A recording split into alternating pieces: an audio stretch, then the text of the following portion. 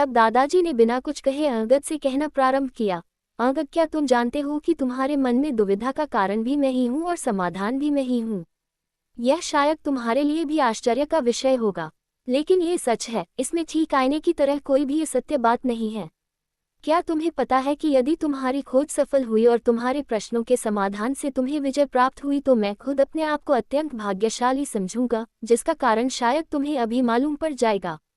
तुम्हें पता है अंशुल कुमार के पिता की 3 संतानें थीं, जिसमें अंशुल कुमार सबसे छोटे और शेष दोनों भाई बहन बड़े थे। बड़ी बहन राजकुमारी को बहुत प्रेम करती थी और उनके भाई राजकुमार के हितैषी विद्रोह में एक थे। दोनों ही जानते थे कि उनका छोटा भाई बड़ा ही होनहार और एक सफल तपस्वी बनाकर लौटेगा। हालांकि गुरुकुल में सगे संबंधियों की आवाजाही पर स्पष्ट रोक थी, लेकिन फिर भी किसी न किसी प्रकार से अंशुल कुमार की गतिविधियों पर अपनी नज़र बनाए हुए थे। शायद ये उनका भ्रात प्रेम और गुरुकुल के प्रति लगाव भी था।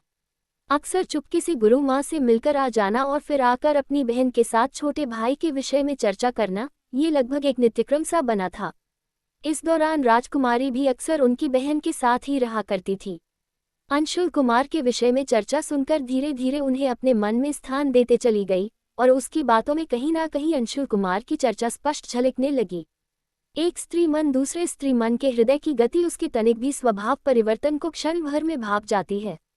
ऐसे समय में उनकी बड़ी बहन को राजकुमारी का हृदय पढ़ने में तनिक भी देर न लगी। राजकुमारी के मन में क्या चल रहा है, सुनंदा धीरे धीरे जानने लगी थी। तब उन्होंने भी अप्रत्यक्ष रूप से कहानी किस्सों के द्वारा बिना कुछ प्रत्यक्ष रूप से बताया। एक पत्नी को पति के लगभग समतुल्य विचार और भाव की सीख दी।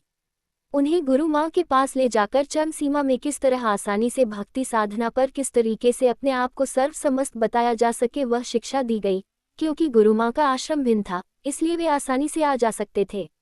राजकुमारी के हृदय में अंशुल कुमार की झलक गुरु माँ स्पष्ट रूप से देख सकती थी, इसलिए उन्होंने भी उत्तम साधनों और संदर्भों को सरल रूप से राजकुमारी को सिखाया।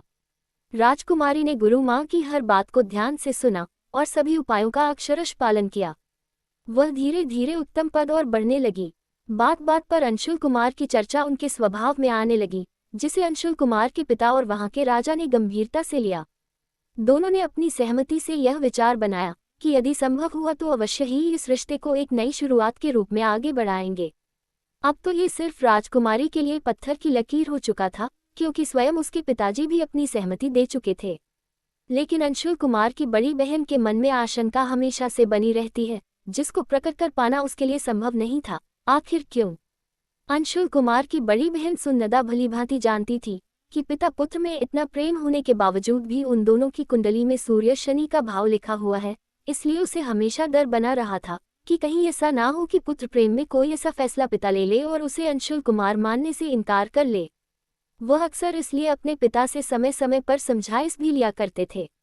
उसने अब धीरे धीरे राजकुमारी को भी इस बात के लिए समझाना शुरू कर दिया था कि यह भी हो सकता है कि अंशुल कुमार विवाह के प्रस्ताव को ठुकराकर, लेकिन राजकुमारी को एक राजकन्या होने के साथ साथ अपने तपोबल और साधना पर पूर्ण विश्वास था। वह जानती भी थी कि पिता की बात को इनकार करना शायद अंशुल कुमार के वश में नहीं होगा, और यदि ऐसा हुआ भी तो अंशुल कुमार खुद अपनी उस सखी के साथ अन्याय नहीं होने देंगे, जिसके आत्मसम्मान की रक्षा का वचन देते हुए उन्होंने राजमहल को छोड़ गुरुवर में दीक्षा ली थी। उसे आज भी याद है कि एक समय बाल्यकाल में अपनी किसी रित पर उनसे एक भूल हो गई थी, जिसके लिए राजकुमारी को अच्छी खासी सजा भुगतनी पड़ती थी। लेकिन अंशुल कुमार ने उस गलती को अपनी गलती मानते हुए सबसे क्षमा याचना की और राजकुमारी को आश्वस्त कराया कि स्त्री मन चंचल होता है, गलतियां हो सकती है, लेकिन सावधानी बरतना भी आवश्यक है। फिर भी वह आश्वस्त रहे कि भविष्य में यदि कभी भी ऐसी कोई स्थिति उत्पन्न हो तो वे उसका साथ अवश्य देंगे। शायद प्रेम का विस्फोटन उसी दिन से राजकुमारी के मन में अंकुरित हो गया था। वह बेफिक्र होकर अंशुल कुमार को अपनी ढाल के समान समझती थी। उसका आकर्षण और सुझाव उसी समय से अंशुल कुमार के लिए शायद बड़ा सा गया था। बढ़ती उम्र के साथ साथ वह कब प्रेम में तब्दील हो गया, उस पर शायद किसी का भी ध्यान गया होगा। लेकिन इन सबके बीच सुनंदा देवी, जो स्त्री मन की गहराई से भली भांति परिचित थी, जिसका प्रयास हमेशा से ही राजपरिवार को जोड़कर रखना और आपसी सामंजस्य हुआ करता था, वह बतौर चेतावनी के हर बार समझाइश के बाद कुछ ऐसे निर्देश भी दिया करती थी जो कभी कभार थोड़े कठोर जरूर हुआ करते थे, लेकिन उनके पीछे का राज वह स्वयं ही जानती थी। पहले पहले उन्होंने राजकुमारी को बहुत समझाया कि प्रेम हो ही जाना पूर्णत्व नहीं होता, उसकी समानता दूसरे पक्ष में भी लगभग बराबर होनी चाहिए।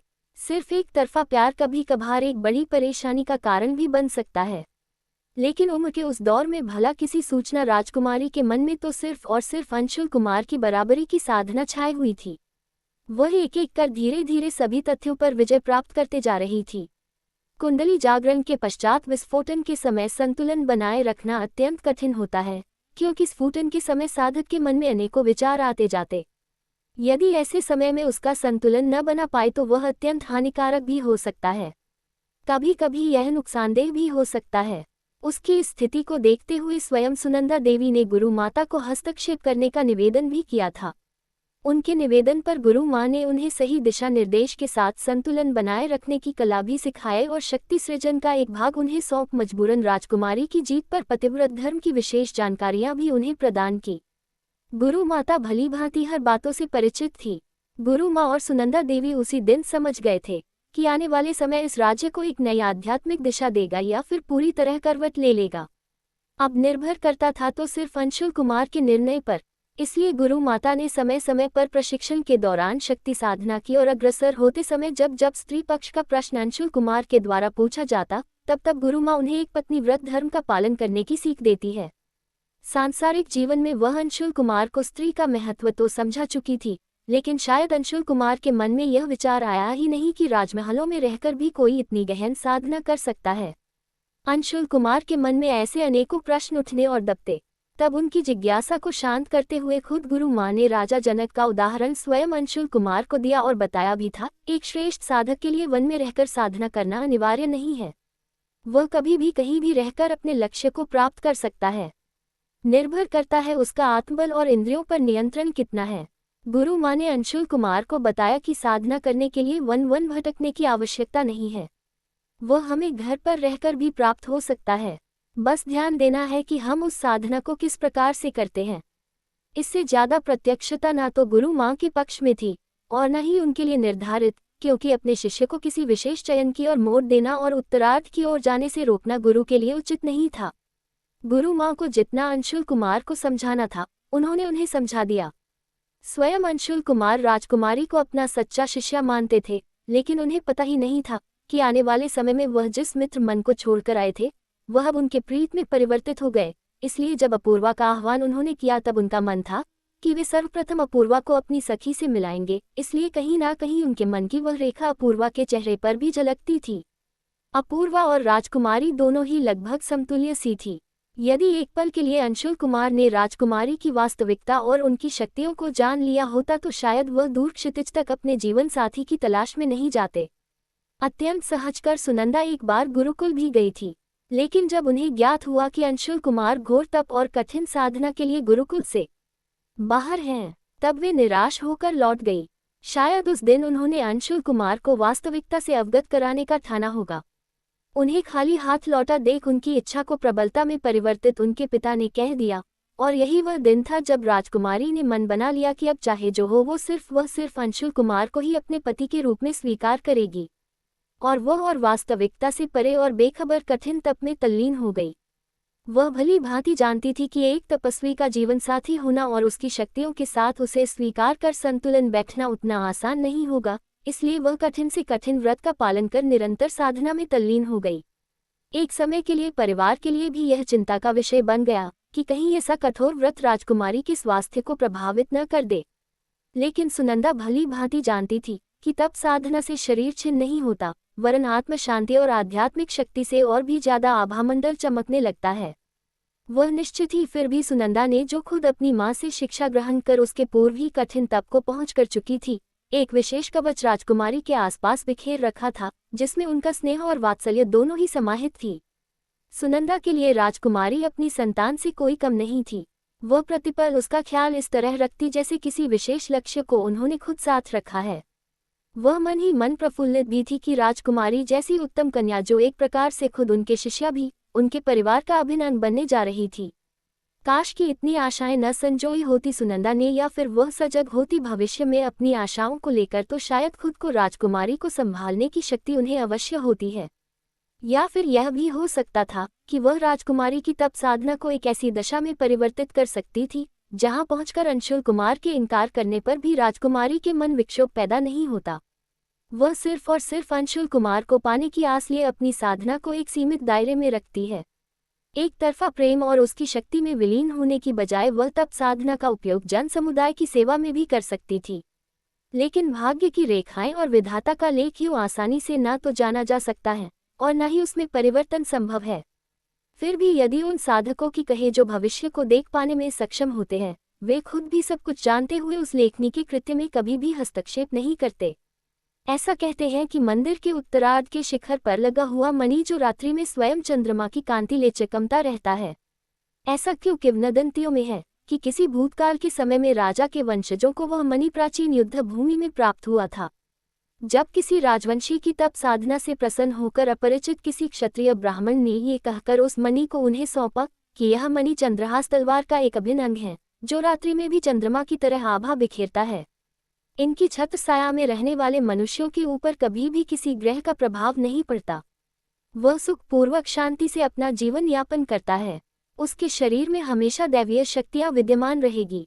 इस मणि के समक्ष किया गया चंद मिनटों का ध्यान किसी साधक के लिए वर्षों की चेतना होगी।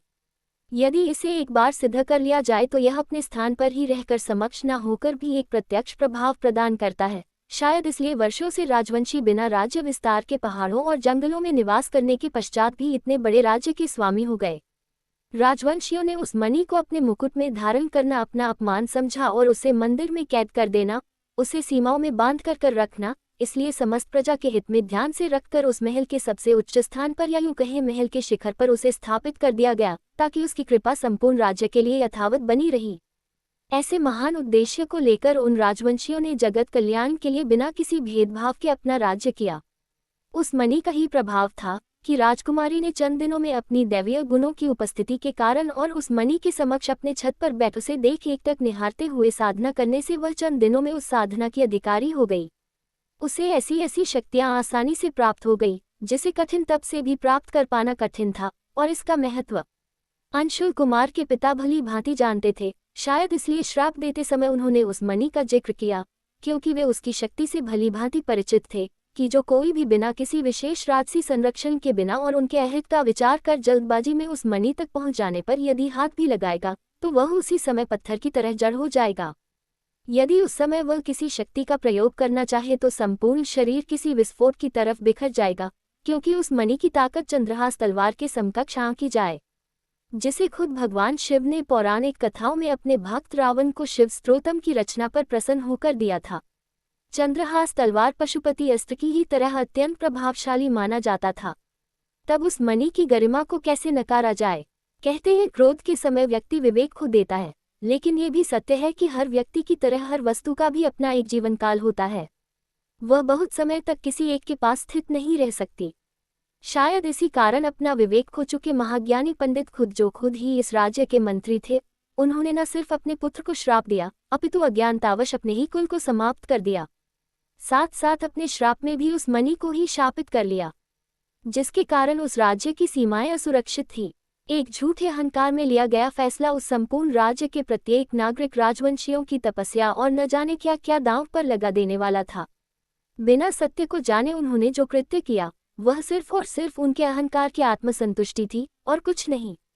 सत्य तो सिर्फ सुनंदा और राजकुमारी ही जानते थे, और तीसरे अंशुल कुमार जी ने कुछ कहने का ही मौका नहीं दिया गया। उस दिन जब अंशुल कुमार अपनी तप साधना से लौटे, तब वे सबसे पहले अपनी प्रिय सखी अनुष्का से मिलने राजमहल के उस क्षेत्र की ओर बढ़े जहां पूर्ण निश्चित था कि तपस्या के पश्चात वे सर्वप्रथम आकर उनसे ही मिलेंगे। और सुनंदा भली भांति जानती थी कि बचपन में लुका छुपी से लेकर अधिकांश समय राजकुमारी और अंशुल कुमार किस जगह मिलते थे, इसलिए वह भी उत्सुकतावश अपने भाई से उसी समय मिलने खुशखबरी देने के उद्देश्य वे उसी जगह पहुंच गई। उसके पहुंचने से पूर्व ही अंशुल कुमार वहां पहुंच चुके थे और राजकुमारी को विस्तार से महल से जाने से लेकर तपस्या, साधना और शक्ति सृजन के विषय में सुनाते चले जा रहे थे। वह अपनी साधना के उत्तम चरण तक पहुंचे ही थे कि सुनंदा ने आगमन हो गया और उन्होंने अपने भाई के साथ मिल कुशल क्षेम के साथ बहुत कम समय में ही राजकुमारी की तपस्या का गुणगान बिखेर दिया। इसी दौरान हर्ष उल्लास में डूबी हुई सुनंदा ये भी बताने से नहीं चूंकि कि राजकुमारी और अंशुल कुमार का रिश्ता उसी के कहने पर उन दोनों के परिवार में तय कर दिया है। ये सुनते तो जैसे अचानक महल तक पहुंच चुकी अपूर्वा नदी की लहरें उछाल मारने लगी। यह शायद अपूर्वा की हृदय गति को स्पष्ट बयान कर रही थी। एक तरफ राजकुमारी वो साथी जिसे संरक्षण का वचन दिए अंशुल कुमार और दूसरी तरफ ग्राम सीमा पर धर्मपत्नी के रूप में इंतजार करती अपूर्वा। तब तटस्थ होकर अंशुल कुमार ने सुनंदा और राजकुमारी दोनों को ही स्थिर कर तप साधना का अगला चरण सुनाया और अपूर्वा की स्थिति ग्राम सीमा पर दर्शाई। तब तो राजकुमारी के लिए एक पल को जैसे समुद्र का सीमा पर बंध जाने जैसे था। वह अवाक सी रहकर सिर्फ और सिर्फ अंशुल कुमार की ओर देख रही थी। लगातार अश्रु धाराएं उसकी आंखों से बहकर फर्श तक पहुंच गई थी, जिसे चाहकर भी अंशुल कुमार रोक नहीं पा रहे थे। सुनंदा कुछ समझ नहीं पा रही थी कि क्या करे कि तभी अचानक चमत्कारिक रूप से राजकुमारी ने अपना हाथ अपूर्वा नदी की ओर उठाकर कहा, ठहर, कुछ अधिकार मेरे भी शेष है। जबरन ही नदी का तेज आवेग शांत हो गया। राजकुमारी का तमतमाता हुआ चेहरा उस समय देखने लायक था। उनके चेहरे पर क्रोध, प्रेम और व्यवस्था का मिला जिला समावेश दिखाई दे रहा था। कहानी अभी जारी है। कहानी का अगला भाग जल्द ही अपलोड करेंगे। धन्यवाद।